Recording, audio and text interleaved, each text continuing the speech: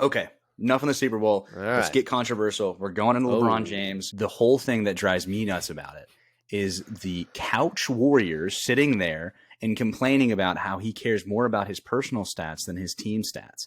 It's like, dude, he's 38 years old. He scored 36 points in an NBA game. He's been in the league for like 15 plus years. I don't even know how many years, a ton of years. 20. And he's 20 years and he's still in shape to do that. And you're complaining because he's the only person in the history of people in the existence of the world has scored that many points in the NBA and he can't be a little happy about it. Get out of here. That's the beginning of my opinion. How do you feel?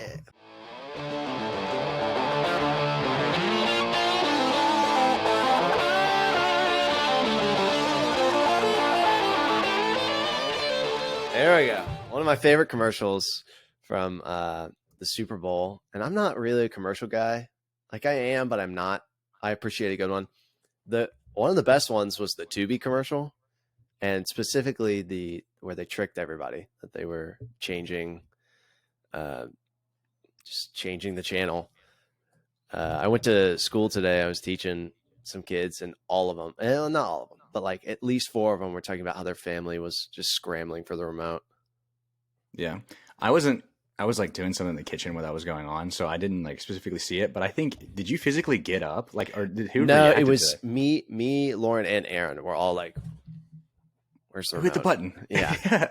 And then it was like Tubi. And, yeah, it was annoying, but very effective. And now I can't stop thinking about it. So I coached this morning, and I asked the athletes, I was like, "What was your favorite commercial or whatever?" Eating and just talking about the Super Bowl. And the first thing that she brought up was the Tubi thing too. And I was like, well, which one? And then she was like, the one where everyone thought the screen had changed. And I was like, I guess it is a pretty good marketing tool. It was good. I mean, the fact that they had the same announcers as the actual game, like they planned it obviously super, super well, but yeah, very effective. Here's the thing though. Yeah. What is Tubi? I know it's a streaming service or something, but we still don't know what it is really. Exactly. Yeah. It's just like, I don't know. Is it like Hulu? Here we go. Let's answer the question for all those people that are listening. What that is also Tubi? do not. What is Tubi? What Tubi is? Tubi. Is it like a Amazon Prime, like Fire Stick type service, or is it more of like a streaming service? Okay, so Tubi, just a Google definition here, is an American over-the-top content platform and ad-supported streaming service owned by Fox Corporation. It was launched on April 1st, 2014, which I've never heard of it really until I've heard of it, but I don't fully know like what it is. I feel like it's like an Amazon Fire Stick. That's my guess. Where it houses different. I'm just holding a pencil. I don't know why, but there you go. I think it just houses different streaming platforms like Hulu and Netflix. Yeah, so I'm looking at. I just Googled it, obviously, and a lot of the initial just articles about it is Tubi Super Bowl 2023 commercial pranks fans didn't take well, and then also was Tubi the ones with the creepy rabbits too? I think it was the bunny. Yeah, it was the whole weird rabbit commercial campaign. I can't catch all the commercials because otherwise I'm sitting there for the entire game, but. You know, another weird one, and I don't actually know what it was, but it was like a scan me type one, and it was for a mobile game. Like, what had the QR code? Yeah, why were they advertising a mobile game? I don't know. I mean, it wasn't even like a popular one, I feel like. Well, this morning with my adults, we're talking about, we looked it up yesterday as how much it cost this year for a 30-second ad for the Super Bowl. It was $7 million, and just some of who greenlit some of those commercials. Like I was like, well, there's there was nothing about this commercial that was good. It's like almost upsetting, and I would never remember what it was. It's like I feel like there should be so much more, I don't know, production value or what into some of those commercials that we saw. But I guess the Tubi one, they tricked us. It was just a trick. Some of my favorite ones, and I'm going to list off a couple here. I always love the E-Trade. When they come back with the baby ad campaign. Yeah, the wedding one. It's so goofy. The wedding one, it was really good. And that's just nostalgia. That's all it is nostalgia hitting. I liked another nostalgic one. the cat playing the piano. Yeah. It was like playing the Sunday Ticket theme or NFL's. I don't know. It was good. The Popcorners one. You remember the Popcorners one? Was that with Aaron Paul and Breaking Bad? Breaking Bad, yeah. The whole, yeah. Okay, here's another interesting thing. So you would think, oh, it's a Super Bowl commercial. Maybe this is the first time they're showing this ad, right? Mm-hmm. You would think that, right? Right. Popcorners posted this ad on YouTube 7 days ago and labeled it Super Bowl commercial. They just reran it on the Super Bowl. Yeah. I don't know. It just feels so like not as special. I could have seen this ad 7 days ago. Well, it's like I think some of the movie trailers that came out yesterday too. I think they were already out because I texted my brother when the Fast and the Furious came up. The Fast X. Oh my, that trailer. They just bring in everyone they can back into that franchise to just their last ditch effort to make a movie from that franchise. But The Rock's not going to be in it. I don't even know what all the controversy with that is. But I don't know, Jason Momoa is the bad guy. Yeah, Momoa's in it. Statham, Vin Diesel, all the other characters.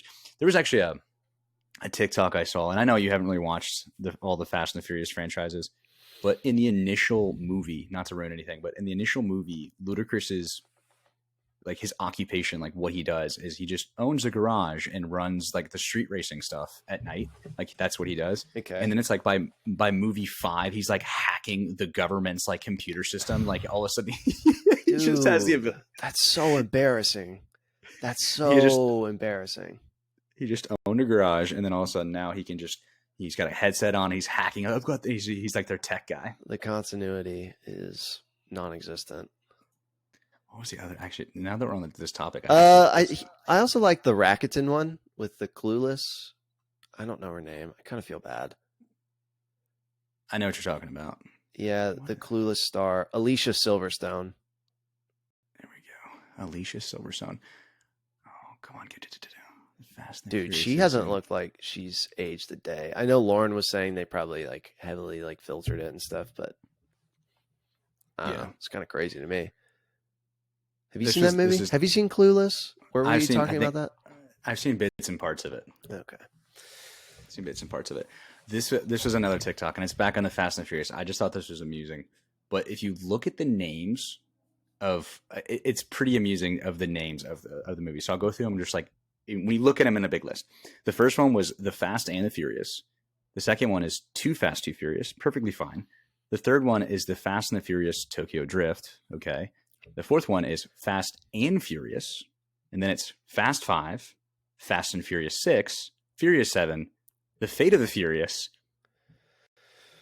F9, The Fast Saga, and then now we have Fast X. It's unacceptable. I don't. None of them are good, right?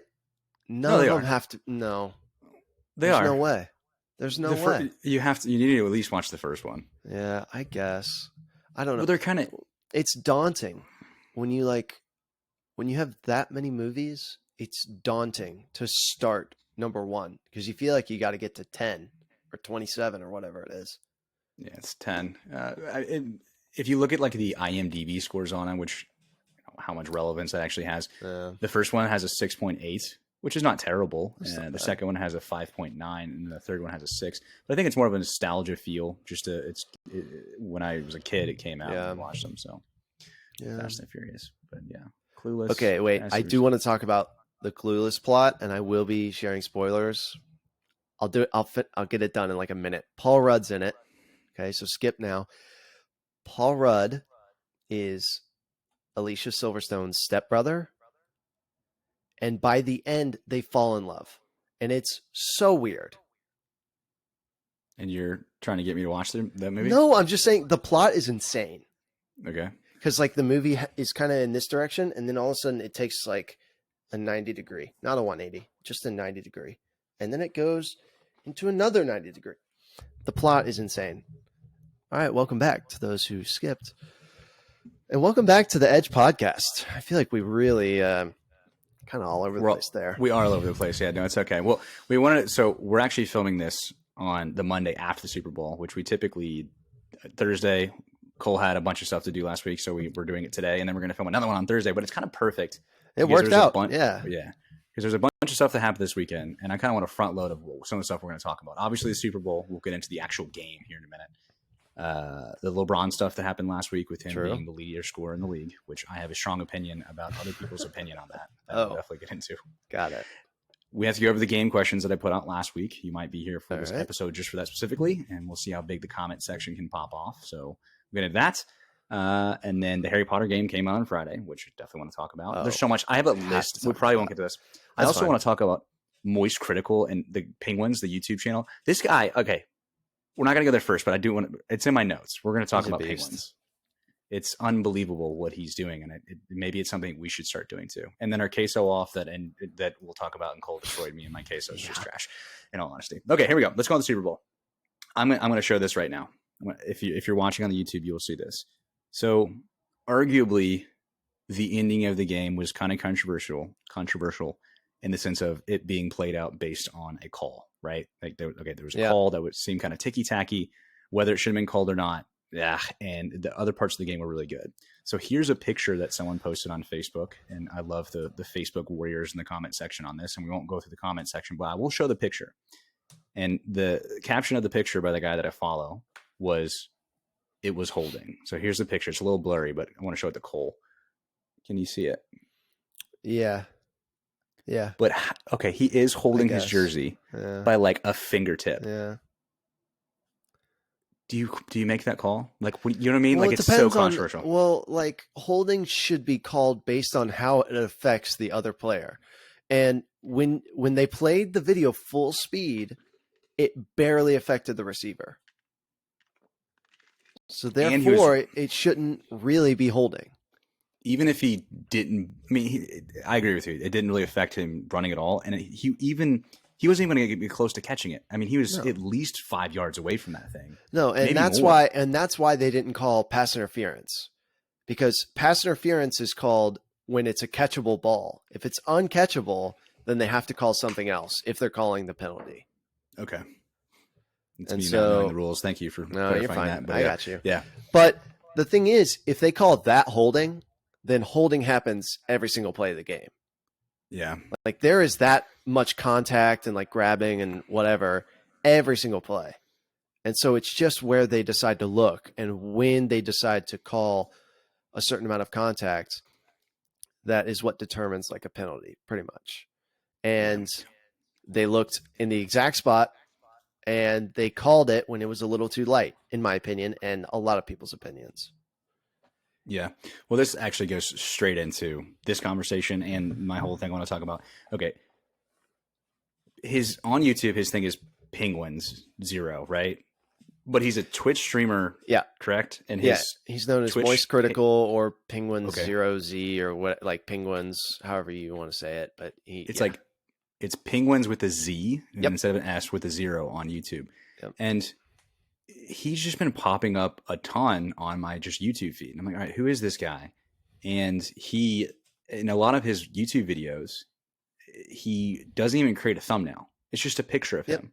It's a screenshot of the video talks about. He does a video every single day. And he posted a video late last night after the Super Bowl. And it says, "Was the Super Bowl rigged?" Great caption, obviously, for the time that's going on. In 13 hours, he's got 1.6 million views. Man. He's just built this army of followers. I love him. I love Moist Critical. And people just like to hear him talk about whatever. He has just an interesting insight on things. He always has a lot of sources, so he like has stuff ready to go. And yeah, just the way that he like talks about things, people want to hear. And honestly, he's people's daily news for the most part. And it's not always like the most important thing. I watched a podcast that he was on, and they talked about his daily videos and like why he does it. Like, is he in it for the views? Is he doing it because he wants to boost the algorithm? He's like, I just like to talk about whatever I want to talk about.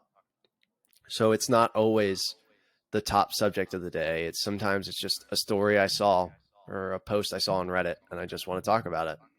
So he's just built this army of followers, and people love him. I think he's great. Yeah. Well, like I said, I hadn't known about him at all. I may have seen one of his videos popped up, and for those that have no clue, kind of, I said, most of the videos, I'm on his channel right now, he doesn't even have a thumbnail, which usually one of the biggest parts of having someone to click on your page is because you have a thumbnail that's clickable.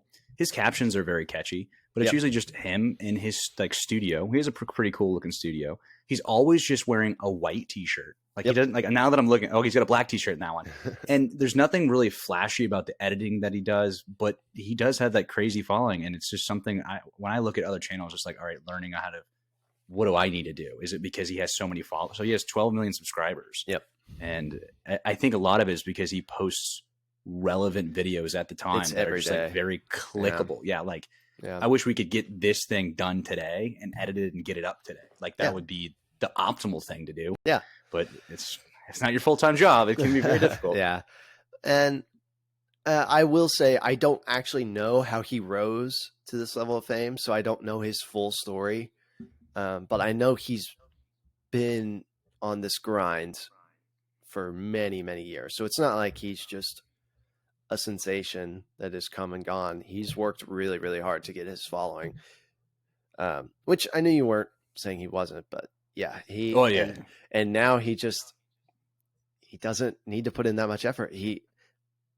Again, not that he's not putting in effort, but he can just pump out a video and he doesn't care about the views anymore. He just wants to talk about what he wants to talk about, which I think is an admirable thing on YouTube and a space that's filled with content for the views and for whatever. He's just doing it for himself and he doesn't care if it pops off or not.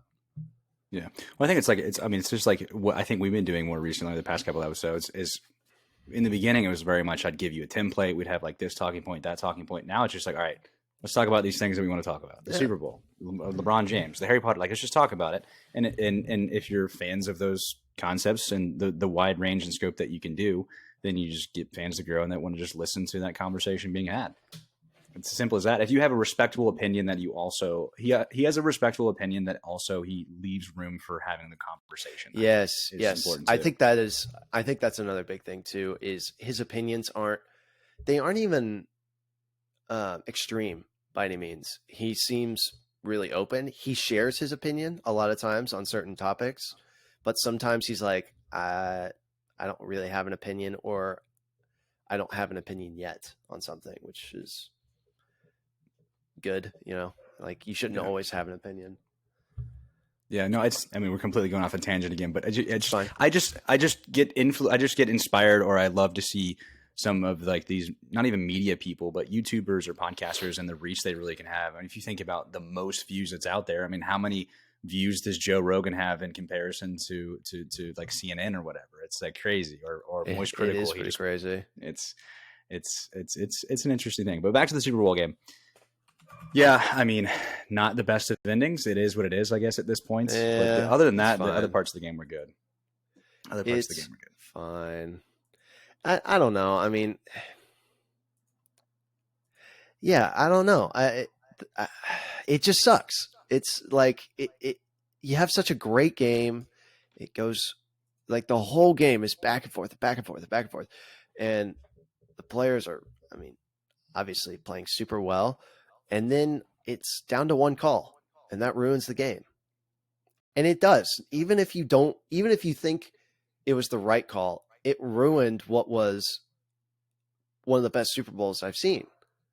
Yeah, I agree with that. Playing super, super well at a high level, and it's a close game. That's what you want out of the Super Bowl. You don't want one side dominating the other. So. Yeah. What's also like the whole thing was going on with the turf was kind of interesting.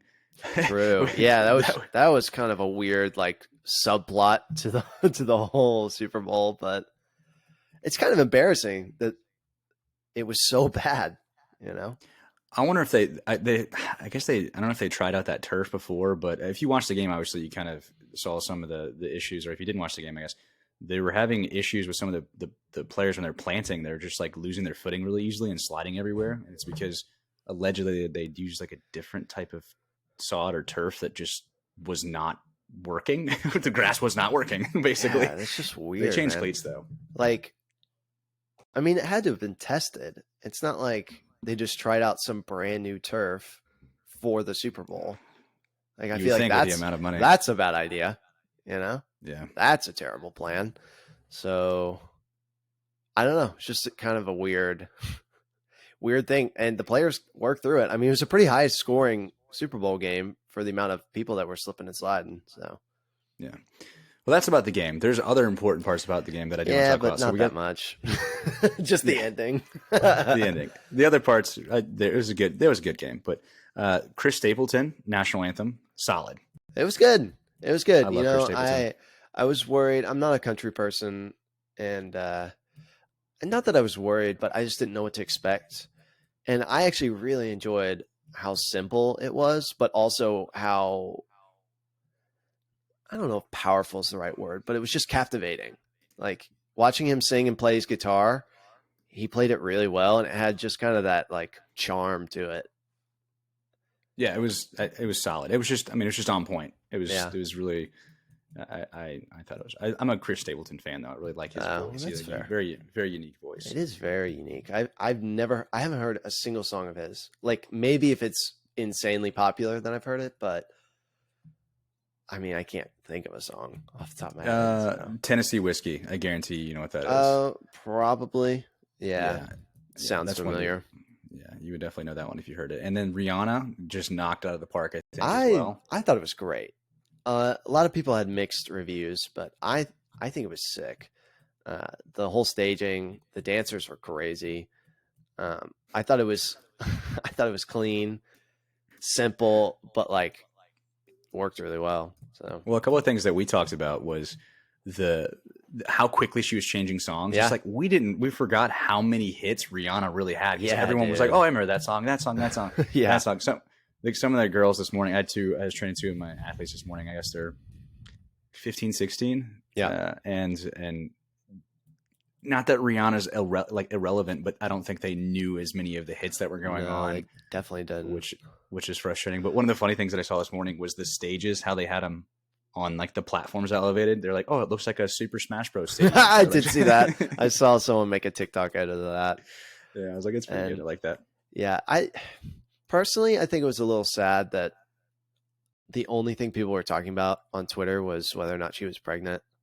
Yeah, obviously she was. Like, okay, yeah, she was, and they announced it. Yeah, she's pregnant, and then people were like, "What?" And that's just all they've talked about. But I think her performance was really good and definitely worth talking about. Yeah, the negative stuff, or not that it's negative, but it wasn't even negative. It's just like it's not relevant really. Like it is, but it isn't. Yeah. Click on my thing. Let me say some stuff like this. I think it's even more impressive that she just performed at the Super Bowl pregnant. That's insane. She's elevated. I don't even know how high she was off the ground. Oh, it had to have been 60, 70, 80 feet. I mean, terrifying, dude. That is so terrifying. I also think one last point for Rihanna. I keep holding this pencil. It's just like, I'm just all over the place today. My brain is going crazy right now. Yeah. Yeah. I just I can't sit still. Well, I feel like I have to 1 o'clock. It's like 3 or 4 hours later than we normally podcast. Yeah. No. And I was up late last night. I'm a little. Yeah.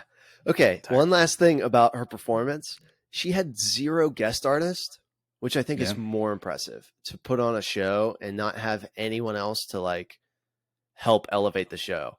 Because last year I loved the show, but there was 8 artists performing. Right? It was like Snoop Dogg, Mary J. Blige, Eminem, Jay-Z. Was LL Cool J there? I don't remember. There was a lot of names, and they all had a part in it, but she did it by herself, which is pretty sick. Yeah. Oh, all in all, it wasn't a bad. Last night was fun. It was a good game to the ending. The halftime was good. Chris Stapleton was good. One last thing we do have to talk about as far as Super Bowl goes, we did our little queso off, and Cole definitely won. Cole, dude, I'm gonna be honest. I love a meaty queso. Like I'm a big meaty queso fan. I know some people don't like to have meat in their queso. I'm just being honest. Not even on podcast. Is probably my favorite meaty queso I've ever had. Wow. I'll give it to you. I wanted to steal some. I was like, all right, I'm stealing some from Cole. Just gonna scoop it out as he doesn't see. Let's go. You win for sure. Okay, let's go to LeBron. Let's get controversial. Nothing special. Here. Sorry. Nothing special. All right. It's Velveeta, Mexican. Canned tomatoes with green chilies. And then I put in some pepper jack cheese in it as well. Meat and sausage. That's it. It's hard to beat that Velveeta. Make it at home. If you go into a grogrocery store around Super Bowl time. Milk too. Make it. Yeah, not heavy cream like I did. The recipe that I did calls for heavy cream. And I'd made this thing kind of before and then the heavy cream just jacked up the tech. I don't know. Yeah, it was. I'm not going to make excuses. I think I had some more today. It was worse today. I was like, oh, geez. Oh, no. I'm still going to eat it. Yeah. I think it was the heavy cream that affected the flavor.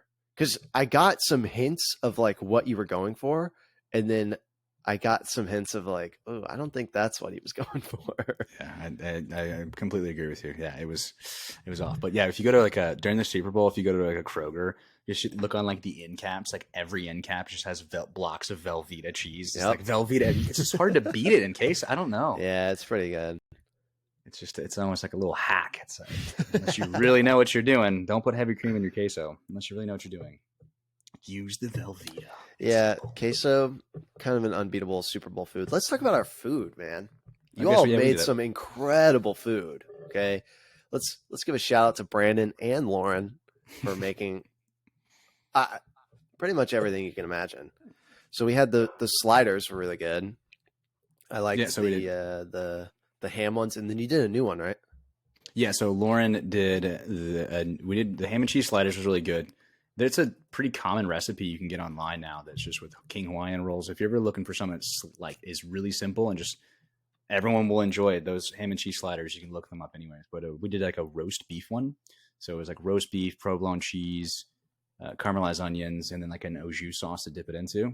So sliders, and then we had homemade chicken meatballs and barbecue sauce, which I finished those off today. Made a pizza with some not like a pizza dough mix. That mix is pretty solid though.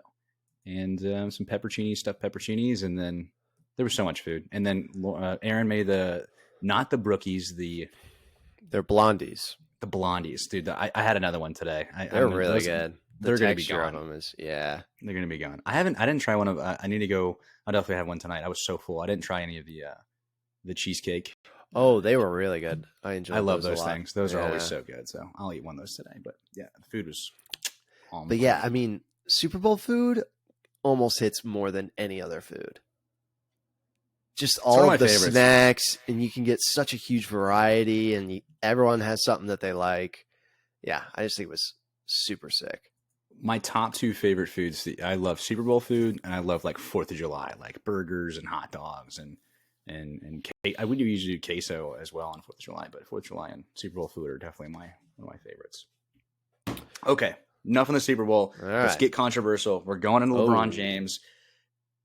Do you? I don't know if you know my opinion on this, don't you? I want you to go. So. Do you want me to go first, or do you want to go first on this? I can set it up, or you set it up because I want to respond because I don't exactly know what you're going to say. So if you didn't know, last week LeBron James became the all-time leading point scorer in the history of the NBA. He took over. I'm always so bad with his name, Kareem Abdul-Jabbar. Abdul-Jabbar. Okay, I got it. Yeah, you got it. Kareem Abdul-Jabbar. So he took over his record. And when he did so, he scored 36 points in a game. And the Lakers did lose still. And the whole thing that drives me nuts about it is the couch warriors sitting there and complaining about how he cares more about his personal stats than his team stats. It's like, dude, he's 38 years old. He scored 36 points in an NBA game. He's been in the league for like 15 plus years. I don't even know how many years, a ton of years. 20. And he's 20 years and he's still in shape to do that. And you're complaining because he's the only person in the history of people in the existence of the world has scored that many points in the NBA and he can't be a little happy about it. Get out of here. That's the beginning of my opinion. How do you feel?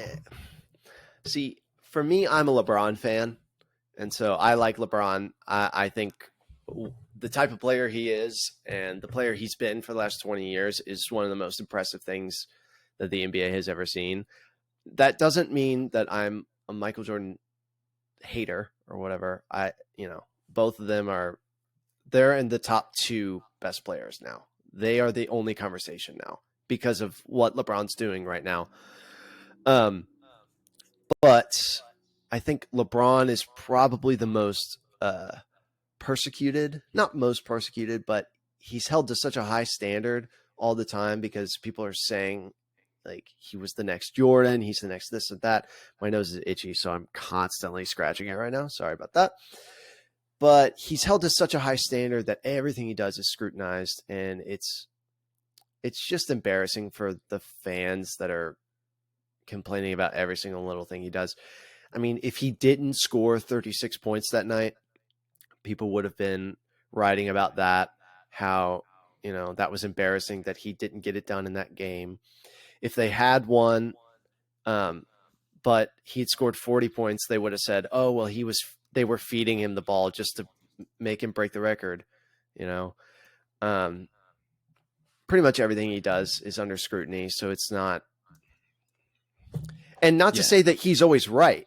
Like, there are obviously things that you can scrutinize about him. He's not like perfect, but every game there's a story about LeBron and what he should have done or what he didn't do. And it's just embarrassing for, a Facebook post to write about that. I used to be when I was like a teenager, I would like tweet about not LeBron specifically, but about sports and just like players and games and stuff. And now I don't think I could ever see myself opening up a social media app and just like commenting about a game or a player with some ridiculous headline to it, Yeah. Well, that's it's like, opinion. You brought up so many points, like good points. It's like the ticket sales for that game. I just looked it up because when you said that, I was like, I remember hearing something about it. The ticket sales for that game, because he was expected to beat it that game. Let's say he didn't do it, and these people spent, I think the minimal ticket sale, I think it was like $10,000. And then Ticketmaster it says Ticketmaster is selling Lakers tickets for up to $100,000 to see LeBron potentially break the record. If he didn't do it that game, and then it's just like, okay, and then he's ridiculed for that. And I don't know what his shooting percentage was. If I can see, he shot really efficiently. It was like an insane game for him. Yeah, he had a good game. It's like, okay, if he shot it like, I don't know, 20% and they're just trying to feed him the ball so he could get the stats, then that's a problem. Yeah, that's a problem. Because that's also like a front office, like, hey, make sure he does this, or we're going to lose a lot of money because people are going to be angry. And, and that's another issue. Oh, hey, Kylo. Kylo just walked by. Yeah. But, I think there was a lot of pressure on him and his teammates, honestly, to make him get the scoring title that game. But he did it in a very efficient manner. And also, let's face the facts here. The Lakers were losing a majority of that game, and then it was a 3-point game. So let's not act like they were losing by like 20 points at one point. So let's not act like they didn't try to win the game. They clearly tried to win, and they wanted to win. And Anthony Davis was actually in he's another player on the team. And he was also in some like controversy sort of because he was sitting on the bench not watching when LeBron scored the record-breaking point. And he didn't like get up and really celebrate with the team. And he came out later and was just like, I was just upset with the game. I was upset with the score. I wanted us to be winning, And he was focused on his own thing, Yeah, I saw that as well. And you just brought up another point. Sometimes when I'm thinking about stuff we can talk about, I'll either send it to Cole or I'll screenshot something and then I leave it on my phone. So this is a picture of LeBron shooting that final shot in comparison to Jordan. I think it was winning a championship game. I should have looked this up before I got here, but I think I know the shot you're talking about. So essentially the one with LeBron, it looks like every single person in the background of the picture has their phone up, like taking a picture of it, right? Yeah. And then the other one of Michael, everyone's just like living in the moment. So I have it on my phone, so I'm not going to pull it up on the screen. Yeah. I know which one you're talking about. Yeah. So there's that. And then there's one guy, I don't know who he is. I should know who he is. Really bad reporter today, but on there that is not with his phone. And then here's Jordan, arguably, well, cell phones weren't out then, but it's like the comparison of living in the moment in the situation. Yeah. It's interesting. But yeah, the whole LeBron James thing, it's insane. Can't do good. Can't do it right. Can't do it like, dude literally did something that no other human has ever done. And the amount of time on the court, off the court, mental fortitude, everything you have to do to be able to do that. And then you just want to complain. Yeah. It's just like, get out of here. It's very that Michael Jordan shot that you're talking about was the 1998 NBA Finals Game 6. Okay. So it was his last game of the three-peat, and everyone knew it would be like his last game with the Bulls pretty much. So that was really efficient Googling. Is there 6 seconds left? It looks like there's 6 seconds left in the clock. It's against the Jazz. Okay. I remember it was an important shot. I just didn't know exactly the game. But yeah, as a Jazz fan, lighthearted Jazz fan, but as a Jazz fan, it's pretty depressing. But yeah, let's talk about the whole phones versus no phones versus like being in the moment and not, I have a story through technology. Yeah, go for it. I have been to one concert in my entire life, and we went to it. I don't know, like 3 or 4 months ago, and it was a country concert. It was Luke Combs and Jordan Davis was there, and there was some other headliner as well, not headliner, but someone else there. But we're at the Yum Center, and we're pretty high up. We didn't have the best of tickets. I don't know why, but we're pretty high up. And the people in front of us, there's just 2 girls. When I say the entire time, I mean the entire time. They had their phones up and they were recording it and putting it on Snapchat. And it really frustrated Lauren and I. It's like, put your phone away. What are you recording? No one, if I don't watch Snapchat stories very often, but if someone puts something on their story that is a concert and I have to, and they weren't even recording it for themselves later on to go watch, which maybe you'll find a little bit, just to have that moment for a little bit, but for like 2 hours of them putting on their Snapchat story, just different parts of this concert. It's like, what is going on? It was bad. It's such a thing now that every concert you go to, you have to put at least 2 to 3 minutes of content on your story of just a little bit. The concert is, a little bit. I'm fine with. But it was. I agree. The entire time. And I will say I've done that before, and I've put a little 30-second clip of a concert I was at. I'm fine with it. And honestly, though, like I only did it because other people do it, and I was like, "This is my time to do it." It wasn't even. It's not that I wanted to even share it with people. I didn't care if other people saw it. I was just like, this is my time that I could actually do this thing that people do. So I did it.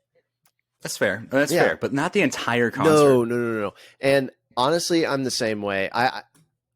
You know what's cool? Filming your favorite song. Okay. Favorite song from the group. Filming some moments with your friends at the concert, or even if you're just by yourself, getting some memories to remember that moment by. But then after that, what are you filming? Yeah. Like, what are you like? You're just watching it through the iPhone. You know what I mean? Yeah. Well, it's like, it's like the whole thing with LeBron and Jordan. Do you want, like, you could literally I could go on the computer right now and like you just Googled and find a picture of that done professionally. It's like taking pictures at a wedding. Someone is paid to be there to take that picture. You could just go save it to your phone. Is it because it wasn't from your frame of reference? Yeah, I guess so. Like when you film it, it helps you remember that moment and everything surrounding it for yourself personally, I guess, is the vibe. Yeah. I'm on the same wavelength though. I want a memory and I want something to remember that moment, but I don't want the whole thing. Yeah. I want just a little snippet, a photo, a small video, and that's all I want. And also, though, for the whole Jordan versus LeBron, LeBron's historic shot versus Jordan's, I think one key thing is no one had anything good to film it on. Yeah, it's true. You know, I mean, like, yeah, obviously we are now hardwired in a different way when we're viewing historic moments because we have the technology to record those moments now. Yeah, it's kind of like because it's just you have the opportunity, so yeah, exactly. Sometimes you just kind of take it because of that. I don't know. So, I'm just like you, just snippets here and there, but I mean, I guess I don't know what if I was at that game, LeBron game, and I spent that much money, would I also be there sitting with my phone up taking a picture? Dude, I will say I filmed the shot watching it with my friends. Okay. I'm not going to lie. I actually did. And I only did it. I didn't share it. I saved it for myself. I only did it so that when I see it again one day, I remember, oh, this is what I was watching it with my friends over Discord. Yeah. I can respect that. That's a different, yeah. It's yeah. Well, I think another way that like phones are differing the way that like exactly what you're saying is sometimes I'll go through my phone and have to like delete videos or something, or just like be going through my phone, and it basically creates this timeline for you. Yeah. And having that little snippet, it is kind of nice. It's a nice little stroll down memory lane of like, oh, I was doing this with my friends at this point, or I was doing this listening to this artist, you know. In between all the pictures of Kylo, I have random memories and moments of time. Let's get to this here, and then we can come back to some other stuff as well. I want to get to the game for those of you that are here for the game. We're 40 minutes in. For sure. Okay, so I'll explain what it is. So I posted some survey questions on the Edge Instagram last Monday. And today I'm going to be asking the questions on the podcast, not giving an answer. Your job is to, from the time that you're listening to this, either on the YouTube or go to the YouTube channel, answer the questions. And then the following episode, whoever is the closest as far as the percentages go, I'm going to give out a t-shirt. You also have to be subscribed to get that t-shirt as well. So you have to be subbed, and then the closest person. So if you're not subscribed and you're the closest person, I'm sorry, we'll just have to skip over you and go to the other person. That sounds so mean, but this is how we're going to have to do it again.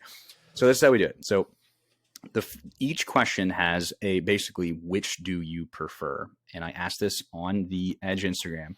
Every single question, there's 6 of them, 45 people voted. So 45 people, so you kind of have an idea. And your objective is to go in the comment section and put like question 1, 87% this, 13% that, 27% this, 30, whatever. So we'll look at the first question here. Which do you prefer as far as cookies go? Straight out of the oven or cooled? So your objective in the comment section is to put question 1, go straight out of the oven, put a percentage. Below that, put cooled, put a percentage. Whoever's the closest for all 6 of these gets a t-shirt. Does that make sense? Did I explain that well enough? I think you did. I think so. Okay, cool. I saw these on the Instagram and I did not vote because I didn't want any influence. No influence. All right, number 2. We'll go through them relatively quickly here. I'll probably go ahead and put them I'm going to put them in the caption as well. Yep. So that way you can just go down to it, or the description is go down to it and just visually see it as well. Pizza, room temperature or cold? So pizza, room temperature or cold? Put your percentage for room temperature, put your percentage for cold. Number 3, sandwiches, toasted or not toasted? Question number 4. Do you cut your sandwiches on a diagonal or a rectangle? Question number 5, brownies, nuts or no nuts? And the last question is a very important question that Cole has a strong opinion about. How do you prefer your burger? A hamburger, which is no cheese, or as I put into the comment section, a cheeseburger, in parentheses, the correct answer. So hamburger or a cheeseburger, which one do you prefer? So in the comment section below, put your percentage of what each of those are or what you think it is, and whoever is the closest percentage-wise, as long as you subscribe, will win. If you're not on the YouTube channel, just go to the YouTube channel, go to the description, and do it. Type it. Comments. No. Easy. Do it. Cool. We'll see how many people actually go and do it. It's going to be interesting. You never know. 45 people question. You never know. And if only a few people do it, then you have a higher odds. It's true. T-shirt. Okay. Harry Potter. It's time. Wait, before we get to that. Okay, sorry. Very quickly. You know, have you seen the YouTube videos where they like segment up what they're talking about when? I think we should do that. How do you do it? I don't know how to do it. I don't know how to do it. I guess we're figuring that out. I guess. Yeah, no, I We'll really figure do that out. enjoy that. But yeah, so like it's like sections of it. yeah, because I think that'll be helpful, especially for this type of thing. Where skip to the game. Yeah, and it's not that, you should listen to the other stuff if you want to, but if you want to know where the game is, they don't have to go scrubbing for it. Yeah. Well, it's also, if I put it in the description, that also kind of is cheating, but we'll kind of figure it out. Some of the stuff is just like figuring out as we go, but I do need to figure out how to do what you're talking about. We'll figure out how to do it. It's very different clips. So, all right, Harry Potter. Harry Potter. We have to talk about it. So many game talk. LeBron, the basketball just game. Now we're into video games. We're ending off with video games. The Harry Potter game came out on Friday. I got to play. I think I've put, I don't know, like 6 hours in. I don't know, give or take. And I think Cole and I are kind of about at the same spot. Yeah, I played a little bit more before this, so I think we're very similar. I just did the flying stuff, so. So like do you have your broomstick now? Yeah, I bought one. I can't fly it. Oh, dude, I want to play so bad, but I just off the bat, the game is no spoiler. We won't do any spoilers. No. Off the bat, the game is massive. Like the amount of stuff you can do, and the map is huge. The map alone is huge. And I've seen my TikTok feed is just nothing but people talking about during Harry Potter Revelio, and just like when I'm playing the game, I run up and then there's a side mission here, and there's so much to do, and I think it has a great homage to, if you're a Harry Potter fan, I really you will love this game. I love it so far for sure, and I think super. The best way to describe it, it's just magical, man. Like every time I open it, I'm just so happy. It makes me so happy playing this game. It's visually stunning. The music that's constantly playing in the background are like different things. It's really cool. It's just, I mean, the combat was a big part of like, can Avalanche figure out how to do the combat well? I think the combat so far of what I've done, I like it. I think it works really well. I will say, well, it's tough. It's tough. But I wish you could have more preloaded spells, if that makes sense. But I agree with that. That's hard, man. I mean, it's just hard to have them all ready to go, I will say, sorry, but you can switch it like kind of instantly in the middle of battle. Yeah, with the game kind of freezing for you.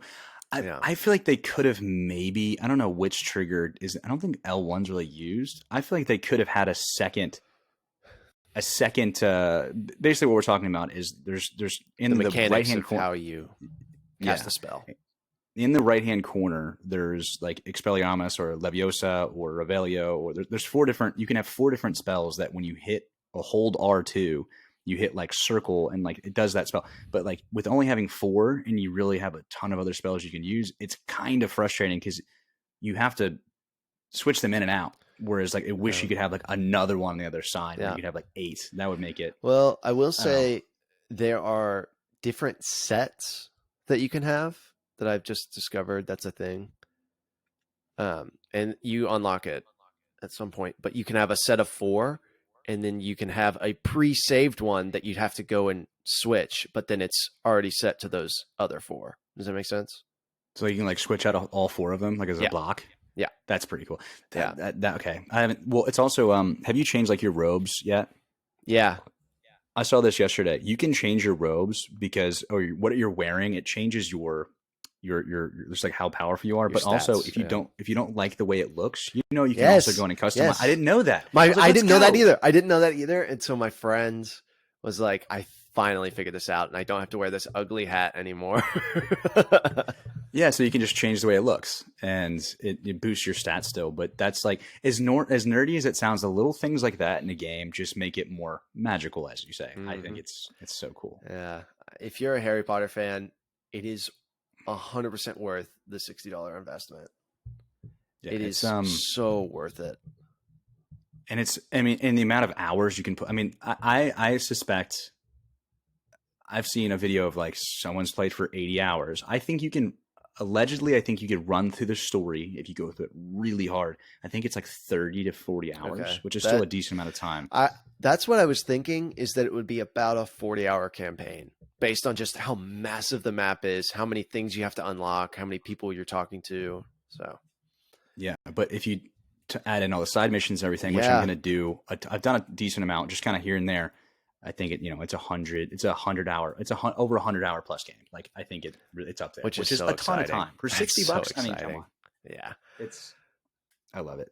I wish I didn't have to work till 8 and I could just go play. I was thinking about it. I was like, maybe tomorrow I'll just get up at 5.